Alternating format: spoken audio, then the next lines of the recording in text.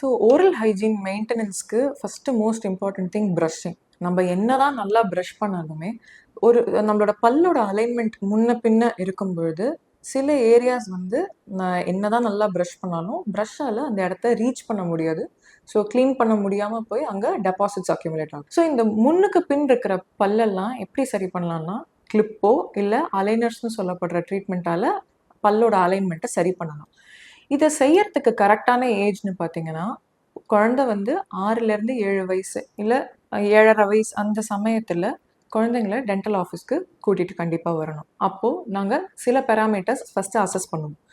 First என்னென்னா தாடை வளர்ச்சி அந்த குழந்தைக்கு முதல்ல சரியாக இருக்கா இல்லையா, எந்த அளவுக்கு சொத்தை இருக்குது, எல்லாமே கண்ட்ரோல்டாக இருக்கா, அப்படி இல்லைனாக்கா பல்லு முன்னுக்கு பின் இருக்கு இல்லை முளைச்சிட்டு இருக்கிற அந்த 6 to 7 இயர்ஸ் 7 இயர்ஸ்லேருந்து வந்து அந்த ஏஜ் வந்து மிக்சட் டென்டிஷன் பீரியட்னு சொல்லுவோம்.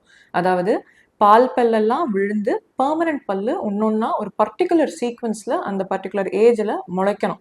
ஸோ அதில் ஏதாவது ஒரு ப்ராப்ளம் இருந்ததுனாக்கா, இப்போ டிலேடாக பல்லு விழுது, பால் பல் டிலேடாக விழுந்து பெர்மனன்ட் பல் முளைக்குதுன்னாக்கா அதை ரெகுலேட் பண்ணுறதுக்கு நாங்கள் சீரியல் எக்ஸ்ட்ராக்ஷனோ இல்லைனாக்கா அதுக்கு உண்டான planned extraction of deciduous teeth நாங்கள் பண்ணுவோம். பால் பல்ல ஒரு பர்டிகுலர் சீக்வன்ஸில் நாங்கள் எக்ஸ்ட்ராக்ட் பண்ணி பெர்மனன்ட் பல்ல முளைக்கிறதுக்கு நாங்கள் ஹெல்ப் பண்ணுவோம்.